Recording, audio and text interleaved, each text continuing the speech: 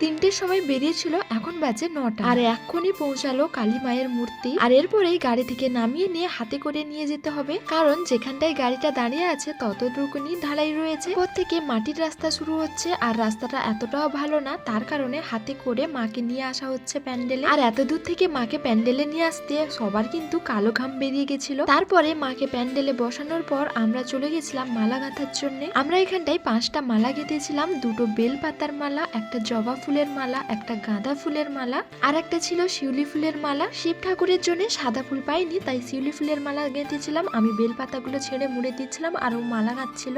এই টাইমে সবাই মিলে কেউ বাজি ফাটাচ্ছিল, কেউ ফুলঝুরি জ্বালাচ্ছিল। আসলে এখন আমরা সবাই মিলে যাব ঘর তুলতে। আমাদের 5 জনের মধ্যে একজনকে তো সংকল্প থাকতেই হতো, আমাকে বলেছিল, বাট আমার তো বিয়ে হয়ে গেছে, আমি তো থাকতেই পারবো না, তাই এই ভাইটা সংকল্প ছিল। আমরা সংকল্প না থাকলেও আমরা কিন্তু সবাই উপোস ছিলাম, কারণ মায়ের কাছে অঞ্জলি দেব। তাই এখানটায় দেখো আমরা কতজন এসেছি ঘর তুলতে। আর হ্যাঁ, আমি জানি এই ভিডিওগুলো পোস্ট করতে অনেকটাই লেট হয়ে গেছে। আসলে ব্যাপারটা হলো, যেহেতু আমরা এই 5 জনে মিলেই পুজোটা করছি, তাই আমাদের ওপর অনেক চাপ ছিল।